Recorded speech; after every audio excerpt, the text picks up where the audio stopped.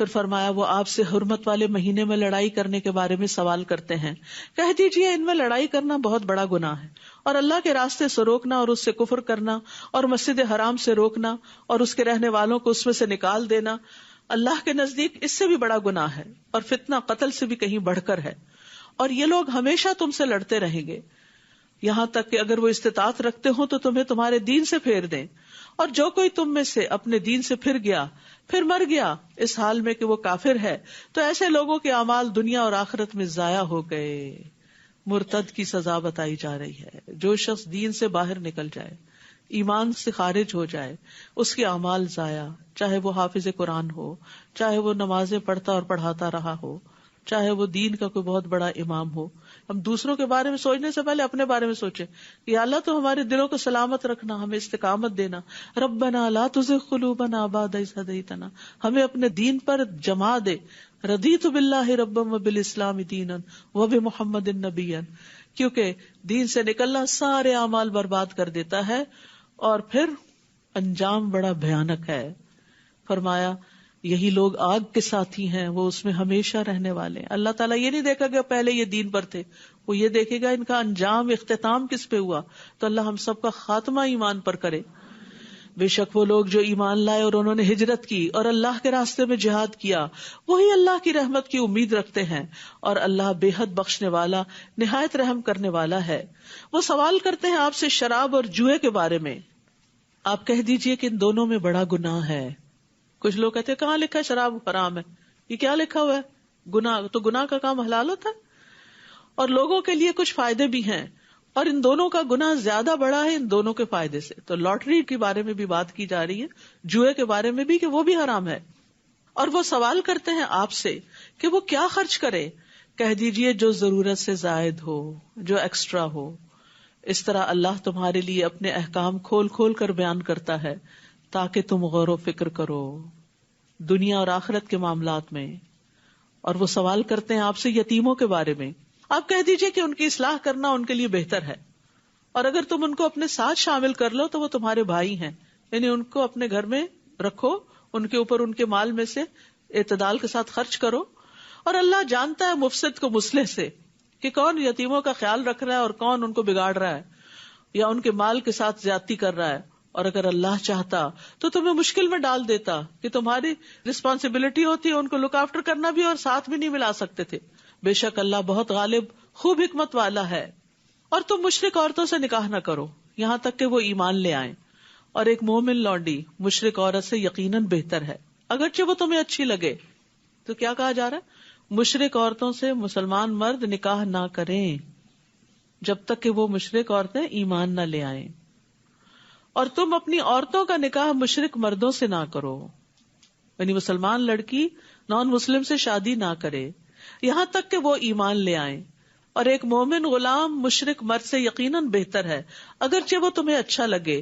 یہ لوگ آگ کی طرف بلاتے ہیں اور اللہ تمہیں اپنے اذن سے جنت اور مغفرت کی طرف دعوت دیتا ہے، اور اپنی آیات لوگوں کے لیے واضح کرتا ہے تاکہ وہ نصیحت حاصل کریں، کیونکہ انسان جس کے ساتھ رہتا ہے نا اس کا رنگ ضرور چڑھتا ہے۔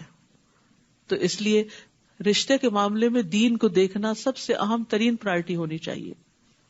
وہ آپ سے حیض کے بارے میں، پیریڈز کے بارے میں سوال کرتے ہیں، آپ کہہ دیجئے وہ ایک اذیت ہے، تو حیض کے دوران تم عورتوں سے الگ رہو، یعنی ان سے جسمانی تعلق کا مطالبہ نہ کرو، اور جب تک وہ پاک نہ ہو جائے ان کے قریب نہ جاؤ، یعنی نفرت کی وجہ سے، عورت کی حفاظت کے لیے، اور خود مرد کی بھی بیماریوں سے۔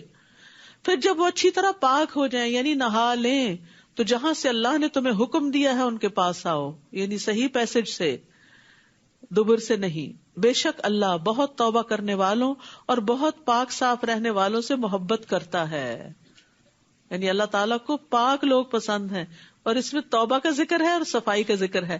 توبہ دلوں کی پاکیزگی، گناہوں سے پاکیزگی ہے، اور پاکی صفائی ظاہری صفائی ہے، یعنی ظاہر میں بھی صاف رہو اور باطن میں بھی صاف رہو۔ عبادت کس چیز کا نام ہے؟ ظاہر باطن میں اقوال اور افعال سب اللہ کی مرضی کے مطابق ہوں۔ نساؤکم حرث لکم، تمہاری بیویاں، تمہاری عورتیں تمہاری کھیتی ہیں۔ کھیت دیکھ کر انسان کا دل خوش ہو جاتا ہے. آپ اپنے گارڈن میں جاتے ہیں, کیسا لگتا ہے؟ آج صبح ہی میری نظر گھاس پہ پڑی تو میں حیران ہوگی کہ اتنی جلدی اتنا گرین. یعنی ذرا سی ہوا لگی ہے, ذرا سی بارش آئی ہے اور زمین نے اپنے رنگ دکھانا شروع کر دی. دیکھ کے دل خوش ہو جاتا ہے. تو بہت سی عورتیں اس کو بڑا مائنڈ کرتے ہیں, ہمیں کھیتی کیوں کہا گیا؟ نہیں بھائی, وہ تو سب سے زیادہ قیمتی چیز. گھر میں سے سب سے خوبصورت حصہ کون سا ہوتا ہے؟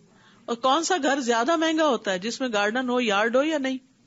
اور جس یارڈ میں اور بھی پھل پھول والے درخت ہوں وہ اور بھی زیادہ قیمتی ہوتا ہے. تو عورتوں کو اللہ تعالیٰ نے بہت قیمتی اور بارونق اور خوبصورت چیز سے تشبیہ دی ہے. اور ساتھ ہی یہ کہا کہ تم اپنی کھیتی میں جس طرح چاہو آؤ, یعنی جب چاہو ان سے تعلق قائم کرو اور ان کو دیکھ کے خوش ہو, ان سے خوشی حاصل کرو, ان سے سکون حاصل کرو. عورت کو اللہ نے شوہر کے, مرد کی تسکین کے لیے, خوشی کے لیے پیدا کیا. اس کا یہ مطلب نہیں وہ خود خوش نہیں ہوتی, جب وہ دوسرے کو خوش کرتی ہے تو خود بھی خوش ہوتی. یعنی یہ صرف مرد کی ضرورت نہیں ہے کہ اس کے پاس ایک عورت ہو, عورت کی بھی ضرورت ہے کہ اس کے ساتھ ایک مضبوط سہارا ہو مرد کی شکل میں, جو اس کو پروٹیکشن دے. کیونکہ مرد کا رول تھوڑا سا فرق ہے. مرد کے لیے عورت کے اندر اور طرح کی اٹریکشن ہے, عورت کے اندر مرد کے لیے اور طرح کی اٹریکشن. ہم اس کو برابری کے اصول پہ لینا شروع کر دیتے ہیں, جس کے نتیجے میں ہم مشکل میں پڑ جاتے ہیں. یعنی مرد اور نگاہ سے عورت کو دیکھتا ہے, عورت دوسری نگاہ سے دیکھتی ہے. لہٰذا دونوں ایک دوسرے کے حقوق ادا کریں. آگے اس کی تفصیل مزید بھی آئے گی. اور اپنے نفسوں کے لیے نیک عمل آگے بھیجو, یعنی صرف اپنے ان تعلقات میں ہی مشغول نہ رہو بلکہ نیک اعمال کی بھی فکر کرو, یا نیک اولاد کی بھی فکر کرو, اولاد کی بھی اچھی تربیت کرو. اور تم اللہ سے ڈرو اور جان لو کہ یقیناً تم اس سے ملاقات کرنے والے ہو, اور مومنوں کو خوشخبری دے دیجئے. اور تم اللہ کو اپنی قسموں کے لیے آڑ نہ بناؤ کہ تم نیکی نہیں کرو گے اور تقوی اختیار نہیں کرو گے, اور لوگوں کے درمیان صلح نہیں کراؤ گے, اور اللہ خوب سننے والا, خوب جاننے والا. یعنی غلط باتوں پر قسمیں مت کھاؤ. اللہ تمہاری قسموں میں سے لغو پر تمہارا مواخذہ نہیں کرے گا, لیکن وہ اس پر مواخذہ کرے گا جو تم نے دل کے ارادے سے کیا, اور اللہ بہت بخشنے والا, بہت حلم والا ہے. جو لوگ اپنی بیویوں سے ایلا یعنی ترک تعلق کی قسم کھا لیتے ہیں, ان کو 4 ماہ کی مہلت ہے. 4 مہینے تک قسم کھا کے الگ ہو سکتے ہیں, پھر اگر وہ رجوع کر لیں تو یقیناً اللہ بہت بخشنے والا ہے, نہایت رحم کرنے والا ہے. اگر 4 مہینے سے پہلے کریں گے تو قسم کا کفارہ دینا ہوگا, اور اگر وہ طلاق دینے کا پختہ ارادہ کر لیں تو بے شک اللہ خوب سننے والا, خوب جاننے والا ہے. یعنی پھر 4 مہینے سے زیادہ ایسے ریلیشن شپ کو لنگر آن نہیں کیا جائے گا, یا بیوی کو واپس لے لیں یا پھر اس کو الگ کر دیں کہ وہ کہیں اور شادی کر سکے. اور طلاق یافتہ عورتیں 3 حیض تک اپنے آپ کو انتظار میں رکھیں, شادی نہ کریں. اور اگر وہ اللہ اور یوم آخرت پر ایمان رکھتی ہیں تو ان کے لیے یہ حلال نہیں کہ اللہ نے ان کے رحموں میں جو پیدا کیا ہو اسے چھپائیں.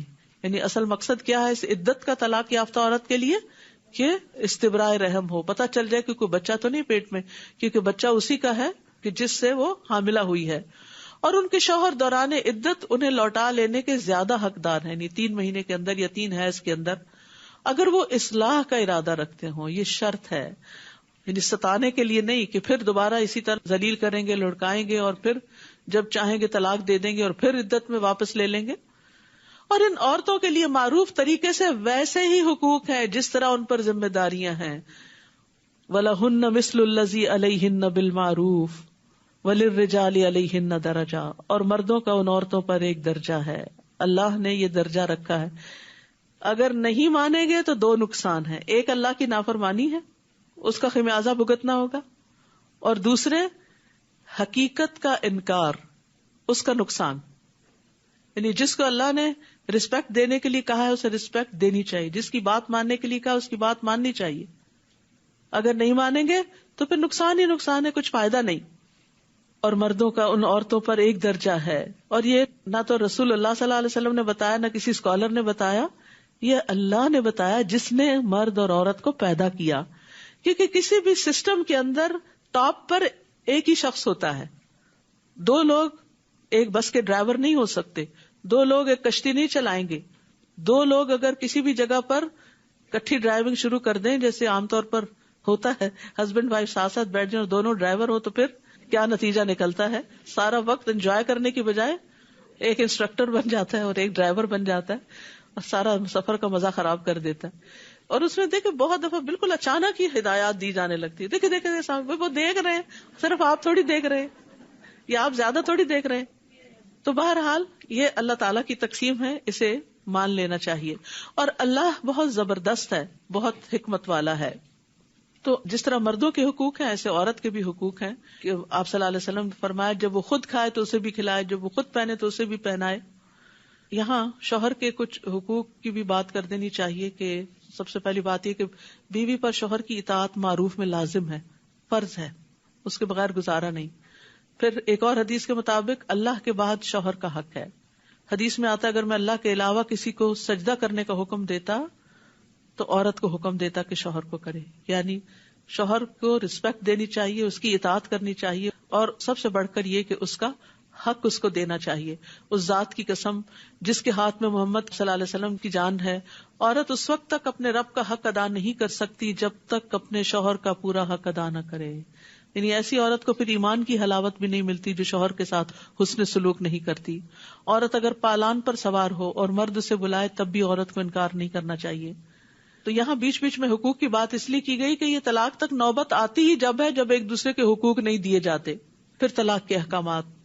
طلاق رجعی 2 بار ہے, پھر بھلے طریقے سے روک لینا ہے یا احسان کے ساتھ رخصت کر دینا ہے, اور تمہارے لیے حلال نہیں کہ تم نے انہیں جو کچھ مہر سمیت دیا اس میں سے کچھ بھی واپس لو, مگر یہ کہ دونوں کو اس بات کا ڈر ہو کہ وہ اللہ کی حدود کو قائم نہ رکھ سکیں گے. پھر اگر تمہیں ڈر ہو کہ وہ دونوں اللہ کی حدود کو قائم نہ رکھ سکیں گے تو ان دونوں پر کوئی گناہ نہیں اس چیز میں جو فدیہ وہ عورت اپنی جان چھڑانے یعنی خلا کے بدلے میں دے دے. یہ اللہ کی حدود ہیں سو ان سے تجاوز نہ کرو, اور جو کوئی اللہ کی حدود سے تجاوز کرے گا تو یہی لوگ ظالم ہیں. تو یاد رکھیے کہ طلاق کا معنی ہوتا ہے آزاد چھوڑ دینا, اور طلاق دینے کا صحیح طریقہ یہ ہے کہ عورت جب پیریڈ سے فارغ ہو تو ملاپ کے بغیر طہر کی حالت میں طلاق دی جائے. حیض کی حالت میں طلاق نہیں دینی چاہیے, 3 طلاقیں اکٹھی بھی نہیں دینی چاہیے, اور 3 سے زیادہ کی تو ویسے ہی کراہت ہے, اور عورت کو تکلیف دینے کی ممانعت ہے. رسول اللہ صلی اللہ علیہ وسلم نے فرمایا اے اللہ میں 2 ضعیفوں کا حق مارنا حرام کرتا ہوں, یتیم کا اور عورت کا. یعنی بعض اوقات عورت کے ساتھ بھی یتیموں جیسا برتاؤ کیا جا رہا ہوتا ہے تو یہ ظلم میں شمار ہوتا ہے. تلک حدود اللہ, یہ اللہ کی حدود ہیں, ان سے آگے مت بڑھو, اللہ کی حدود کے قریب مت جاؤ. پھر اگر وہ خاوند اسے تیسری بار طلاق دے دے تو وہ عورت اس کے بعد اس مرد کے لیے حلال نہیں جب تک کہ وہ اس کے علاوہ کسی اور خاوند سے نکاح کرے.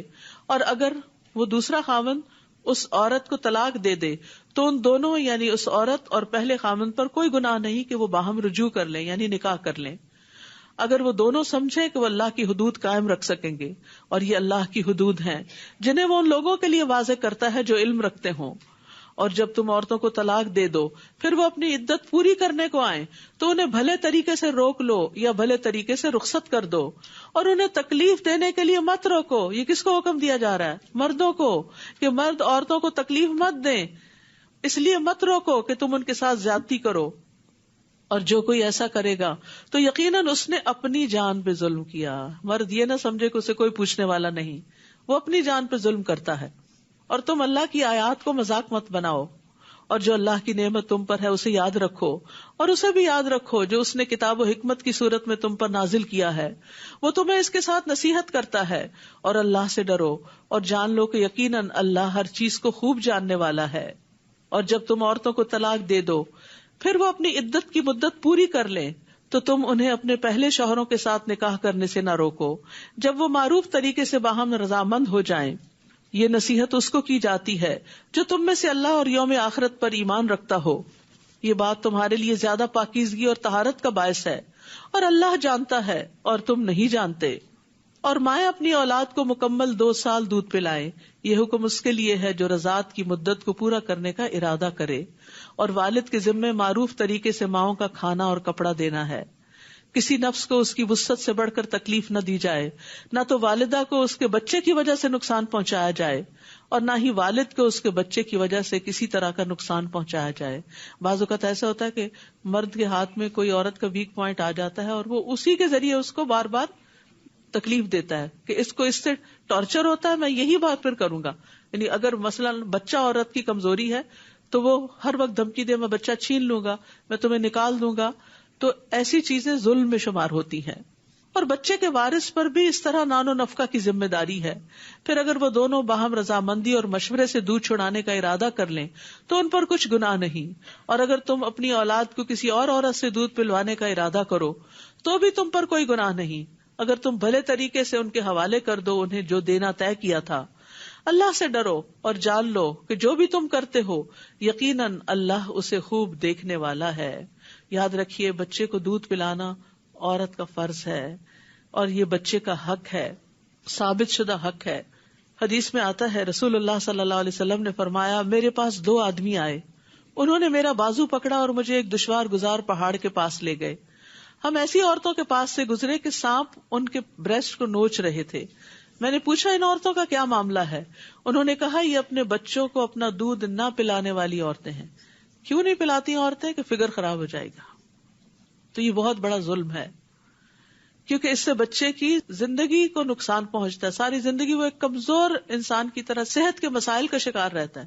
جن بچوں کو 2 سال کے اندر دودھ پینے کا موقع ملتا ہے ان کا امیون سسٹم بہت اسٹرانگ ہوتا ہے، وہ بہت سی اور بیماریوں سے بچے رہتے ہیں.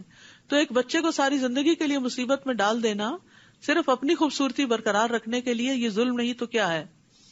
لیکن اگر کوئی عورت بیمار ہو اور پلانے کے قابل نہ ہو تو کسی اور سے پلوا سکتی، جیسے عربوں کے یہاں بہت رواج تھا. لیکن دودھ پینا بچے کا حق ہے، صرف ڈبے کا دودھ جو ہے وہ کافی نہیں. اور تم میں سے جو لوگ فوت ہو جائیں اور بیویاں چھوڑ جائیں تو وہ عورتیں 4 ماہ 10 دن تک اپنے آپ کو انتظار میں رکھیں. پھر جب وہ اپنی عدت کی مدت پوری کر چکیں تو جو بھی اپنی ذات کے بارے میں معروف طریقے سے طے کریں تو تم وارثوں پر کوئی گناہ نہیں. اور جو بھی تم کرتے ہو اللہ اس کی خوب خبر رکھنے والا ہے. بیوہ عورت کی عدت بتائی گئی. اور تم پر کوئی گناہ نہیں اگر تم ان عورتوں کو جو عدت میں ہو اشارتاً پیغام نکاح بھیجو یا اپنے دلوں میں چھپائے رکھو. یعنی عدت میں نکاح نہیں ہو سکتا لیکن اشارتاً بات ہو سکتی ہے. اللہ جانتا ہے کہ یقیناً تم ان کا ذکر ضرور کرو گے، لیکن تم ان عورتوں سے نکاح کا خفیہ وعدہ نہ کرو سوائے اس کے کہ تم کوئی بھلی بات کہو، یعنی کوئی معروف طریقے سے اشارتاً کنایتاً کچھ پیغام بھیج دو. اور تم عقد نکاح کا عزم نہ کرو یہاں تک کہ مقرر میعاد یعنی عدت اپنے اختتام کو نہ پہنچ جائے. اور جان لو کہ یقیناً اللہ جانتا ہے جو تمہارے دلوں میں ہے، لہٰذا اس سے ڈرو اور جان لو کہ بے شک اللہ بہت بخشنے والا بہت بردبار ہے. اور جن عورتوں کو تم نے ہاتھ تک نہ لگایا ہو یا ان کے لیے کوئی مہر مقرر نہ کیا ہو تو تم پر کوئی گناہ نہیں کہ تم انہیں طلاق دے دو. ہاں تم انہیں مال و متاع دو، وسعت والا اپنی وسعت کے مطابق اور تنگ دست اپنی حیثیت کے مطابق دے. بھلے طریقے سے فائدہ پہنچانا ہے. احسان کا رویہ اختیار کرنے والوں پر ان عورتوں کا یہ حق ہے. اور اگر تم ان منکوحہ عورتوں کو ہاتھ لگانے سے پہلے طلاق دے دو اور تم نے ان کے لیے مہر بھی مقرر کر دیا تو مقررہ مہر کا آدھا حصہ ادا کرنا ہوگا، مگر یہ کہ وہ عورتیں مہر معاف کر دیں یا وہ شخص یعنی مرد معاف کر دے جس کے ہاتھ میں نکاح کی گرہ ہے. اور اگر تم معاف کر دو تو یہ تقویٰ کے زیادہ قریب ہے. معاف کرنے سے انسان متقی بنتا ہے. اور تم آپس میں احسان کرنا نہ بھولو. بڑا ہی پیارا جملہ ہے یہ، وَلَا تَنْسَوُا الْفَضْلَ بَيْنَكُمْ. فضل کہتے ہیں حق سے زیادہ دینا، یعنی ایک دوسرے کے ساتھ احسان کرتے رہو. یقیناً اللہ اس کو خوب دیکھنے والا ہے جو بھی تم عمل کرتے ہو. یعنی کسی کا بھی احسان نہیں بھولنا چاہیے، احسان فراموشی نہیں کرنی چاہیے. احسان یاد رکھنا ایمان کی نشانی ہے، اور ازدواجی تعلقات میں تو احسان کی روش کے بغیر خوشحالی آ نہیں سکتی. یاد رکھیے یہ احسان صرف زندگی میں نہیں، فوت ہونے کے بعد بھی یاد رکھنا چاہیے. اور احسان کو بھولنے والی عورت سے اللہ تعالیٰ بیزار ہے. رسول اللہ صلی اللہ علیہ وسلم نے فرمایا، اللہ اس عورت کی طرف نظر رحمت سے نہیں دیکھتا جو اپنے خاوند کی شکر گزار نہیں ہوتی، حالانکہ وہ اس سے بے نیاز نہیں ہو سکتی، اس کے بغیر بھی نہیں رہ سکتی. سب نمازوں کی حفاظت کرو، بالخصوص درمیانی نماز کی، اور اللہ کے لیے فرما بردار بن کر کھڑے ہو جاؤ. یعنی طلاق کے احکامات میں بیچ میں نماز آ گئی کہ کہیں لڑائی جھگڑوں میں فرائض نہ بھول جانا. اور درمیانی نماز سے مراد عصر کی نماز ہے. عصر کی نماز خصوصی توجہ کے ساتھ ادا کرنا چاہیے، کیونکہ منافق جو ہوتا ہے وہ عصر کی نماز لیٹ کرتا رہتا ہے. آپ صلی اللہ علیہ وسلم نے فرمایا، جس شخص کی نماز عصر فوت ہو جائے گویا اس کا اہل اور اس کا مال لوٹ لیا گیا. پھر اگر تمہیں دشمن کا خوف ہو تو پیدل یا سواری پر ہی نماز پڑھ لو. پھر جب تم امن میں آ جاؤ تو اللہ کو یاد کرو جیسے اس نے تمہیں سکھایا ہے جو تم نہیں جانتے تھے. اور جو لوگ تم میں سے فوت ہو جائیں اور بیویاں چھوڑ جائیں وہ اپنی بیویوں کے حق میں 1 سال تک بغیر گھر سے نکالے نان و نفقہ پہنچانے کی وصیت کریں. یہ اس وقت کا حکم ہے جب ابھی عورت کے لیے میراث وغیرہ میں حصہ مقرر نہیں ہوا تھا. اس کے بعد 4 ماہ 10 دن کی عدت رکھ دی گئی کہ وہ اسی گھر میں رہیں گی جہاں شوہر فوت ہوا ہے. ہاں اگر وہ عورتیں خود نکل جائیں تو تم پر کوئی گناہ نہیں. جو بھی وہ اپنی ذات کے بارے میں بھلے طریقے سے فیصلہ کرے اور اللہ بہت زبردست ہے، خوب حکمت والا ہے. اور طلاق یافتہ عورتوں کو بھلے طریقے سے کچھ فائدہ یعنی متع طلاق پہنچانا ہے. یہ عورتوں کا حق ہے. کس طرح اللہ تعالیٰ عورتوں کے حقوق کی حفاظت کر رہے ہیں؟ متقی لوگوں پر. تقوی والے تو ان حقوق کا لحاظ رکھیں گے. اسی طرح اللہ اپنی آیات کو واضح کرتا ہے تاکہ تم عقل سے کام لو. پھر کچھ واقعات کے ذریعے اہم سبق سکھائے گئے. الم تر الی الذین خرجوا من دیارہم وہم الوف حذر الموت. کیا تم نے نہیں دیکھا ان لوگوں کی طرف جو موت سے بچنے کے لیے اپنے گھروں سے نکل پڑے حالانکہ وہ ہزاروں کی تعداد میں تھے. تو اللہ نے ان سے کہا کہ مر جاؤ. پھر اس نے انہیں زندہ کر دیا. بے شک اللہ لوگوں پر فضل فرمانے والا ہے لیکن اکثر لوگ شکر ادا نہیں کرتے. اور اللہ کے راستے میں جنگ کرو اور جان لو کہ اللہ خوب سننے والا خوب جاننے والا ہے. کون ہے جو اللہ کو قرض دے قرض حسنا تو وہ اس کے لیے اسے کئی گنا زیادہ بڑھا دے. اور اللہ ہی تنگی بھی کرتا ہے اور کشادگی بھی اور اسی کی طرف تم سب لوٹائے جاؤ گے.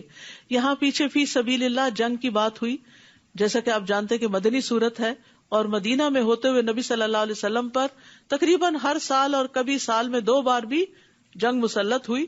جب جنگ لگتی ہے تو آپ کو معلوم ہے سب سے زیادہ اکانومی متاثر ہوتی ہے تو زیادہ سے زیادہ پھر اللہ کے راستے میں صدقہ کرنے کا حکم دیا گیا اور اس کو قرض حسنہ شمار کیا گیا.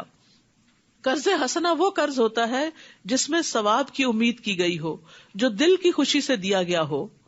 ابن مبارک کہتے ہیں وہ قرض جو حلال مال سے دیا جائے. ایک اور قول یہ ہے کہ احسان نہ جتلایا جائے اور اذیت نہ دی جائے. پھر فرمایا الم تر الی الملأ من بنی اسرائیل من بعد موسیٰ.